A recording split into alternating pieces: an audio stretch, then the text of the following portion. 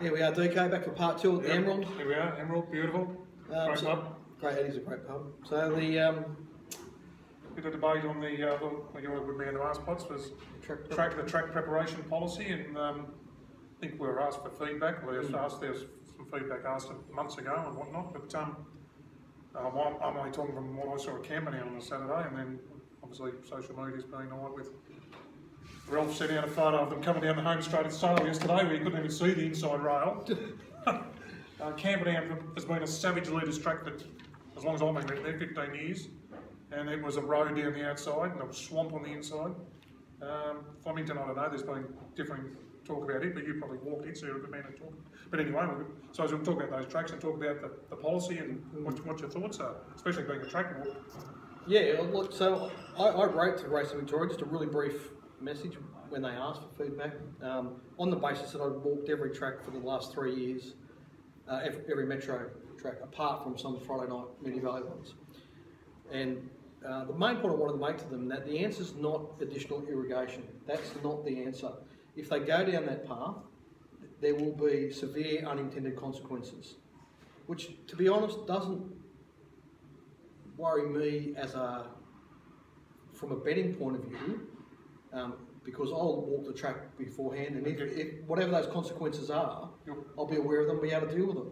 My bigger, a more general point is though, if it drives other punters away and the market's less liquid, that's a problem for me, right? So I don't really want to go down the path of the game falling apart, but I don't think they'll let that happen. If there are unintended consequences, which, you know, it appears there are, it's quite obvious there are, they'll realise very quickly that this is a dangerous area to go down. These track managers as a group are highly skilled. They know their jobs very well. Top of their field, we've got Victoria down here. Yeah, and if they water the tracks to the level they do for a reason, because they want the turf to search for the water. They want the roots to go down. They don't want to just spoil it, make it soft.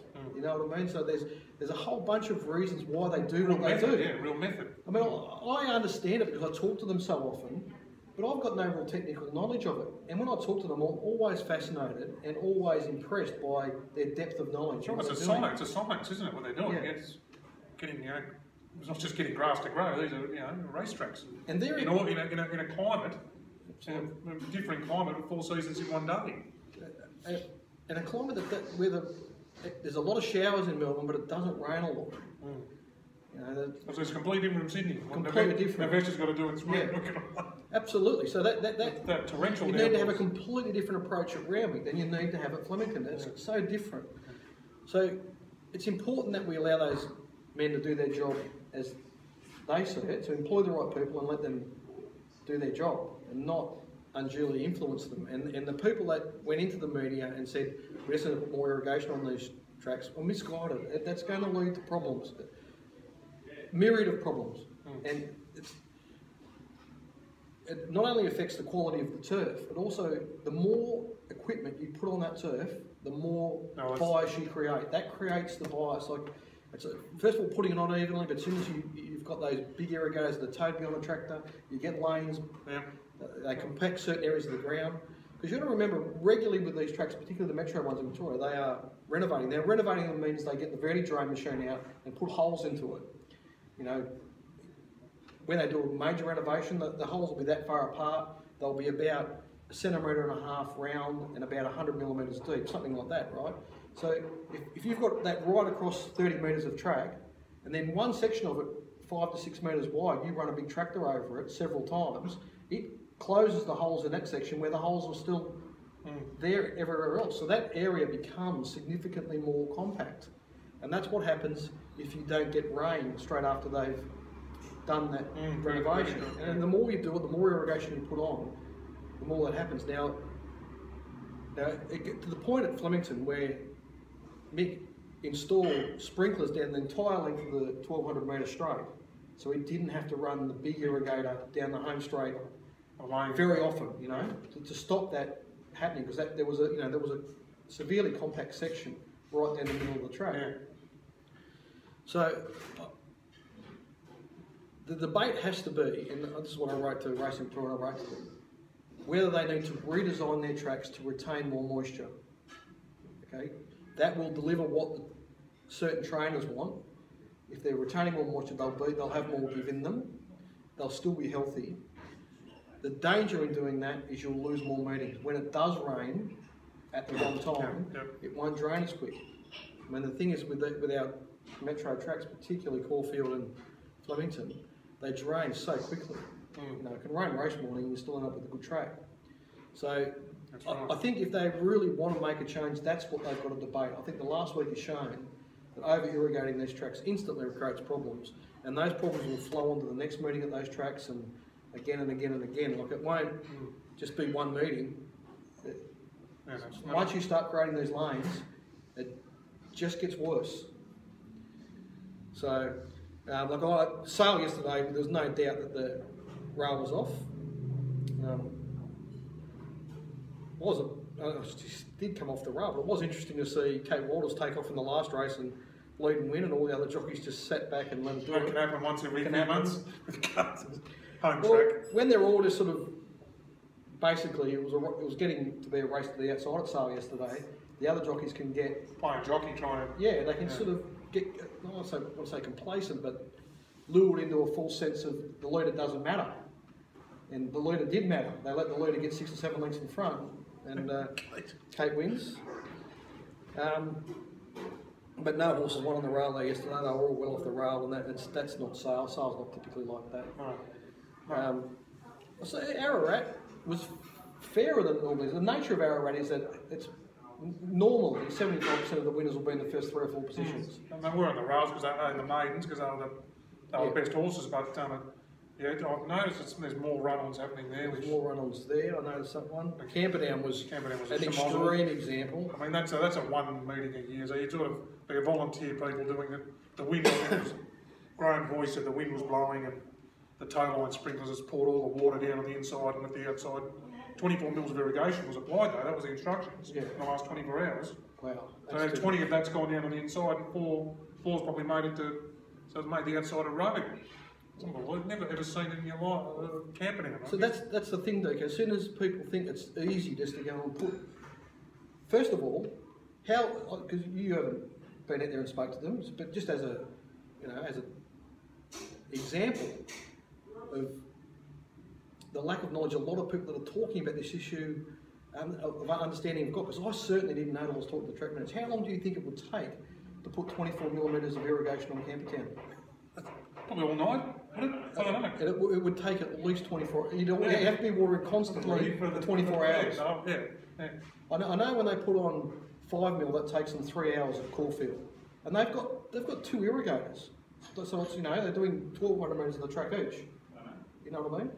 So if you've only got one, you multiply that. Trying to put 24 mil of irrigation is a massive challenge, and I don't know if they've got sprinklers there or exactly what they've got, but getting it on evenly is... Evenly was the thing. Well, that was Graham said that was the problem, I think. You only had a little bit of wind and it just goes all over the place. It's just it doesn't happen. So, and people that think that they should be watering race morning at Flemington, for instance, well, it's just not possible. They don't finish work there. So they can't have the irrigator going while they're doing track work. They don't finish track work till about 9 o'clock, I think it is, or whatever.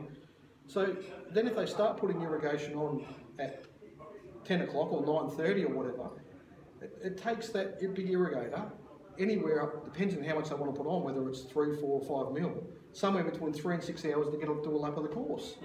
So it's just, I think some people out there think, I just put an extra 5 mil on it takes 10 minutes.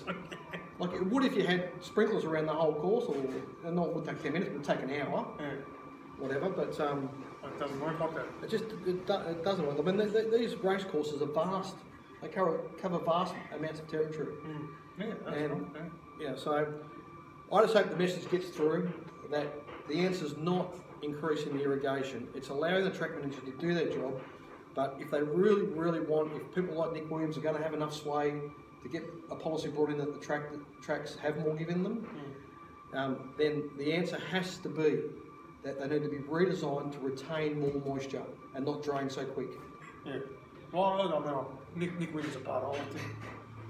the two biggest stables. I mean, you're going to have Darren Weir and David Hayes there, with Marty, Jason and Liam, and yeah, surely they'd come up with the right answer somewhere, you know. What do you do? What do you guys really want? You know, what are they going to say? And Weir's not, I know Weir came out and said something, but he's not always into, you know, softish tracks. So, and Hayes rarely blues about it, so Nick Williams and Lloyd blew about everything, so anyway. Yeah, well, I mean, at the end of the day, DK, it's about who has influence over the decision makers. And the policy hasn't even changed yet, but it's obviously already had an effect. It's whether there's been some sort of message go out to the track managers or however it's happened, they've clearly been watering these tracks more. And immediately there are unintended consequences. So they really need to be clear about what they're trying to achieve and how they're going to achieve it. And they need to get out of their minds this idea of just putting more water on them. Yeah. It's not going to work.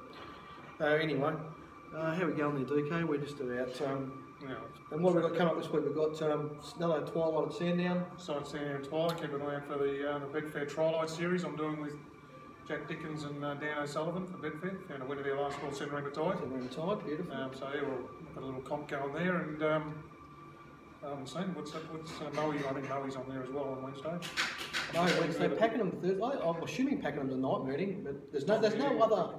That's the only Thursday meeting. They've been doing that. Is it? Okay. So I don't know if it's it could be a day. I don't know. I'm not quite sure, but I know that was the only meeting there. We've got Warrnambool tomorrow, I think. And then tomorrow, yeah, that'll be good. Caulfield, back to Caulfield on Saturday. So that's a good week for us. There's something for us to sink our teeth into there. Yeah, that sounds good.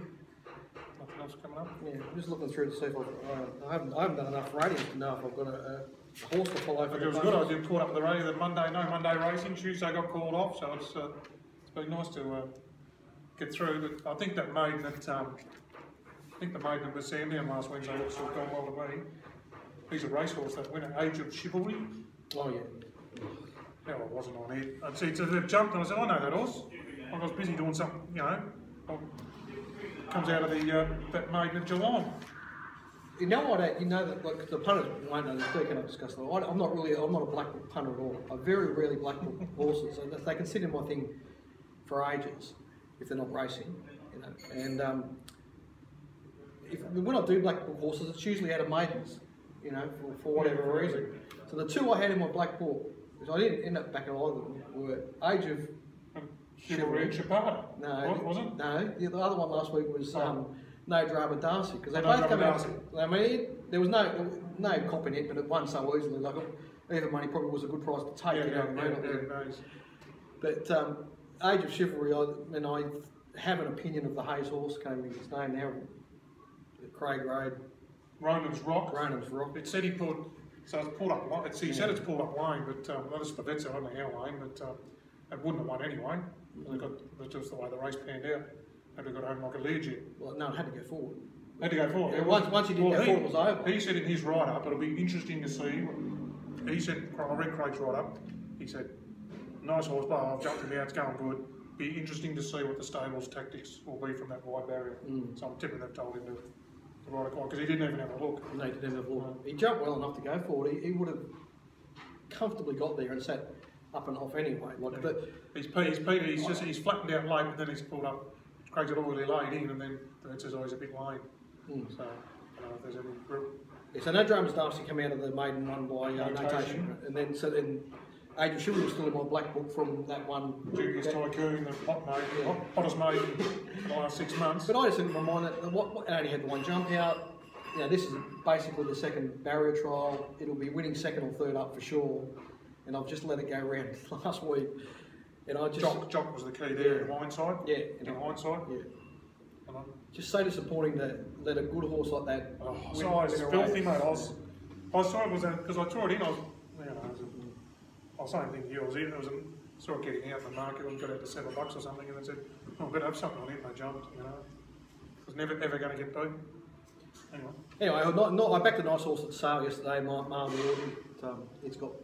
It'll come to town and go through its grades. Last time was rounding it up. Yeah, that was a good place to be at sale yesterday, but it did its. I mean, without looking at the times, yards on. Yeah, it did. It was a good enough win to be a horse to follow. Anyway, punters, that'll that'll do us, and we'll be back in about a fortnight or so, punters. Cheers. Good.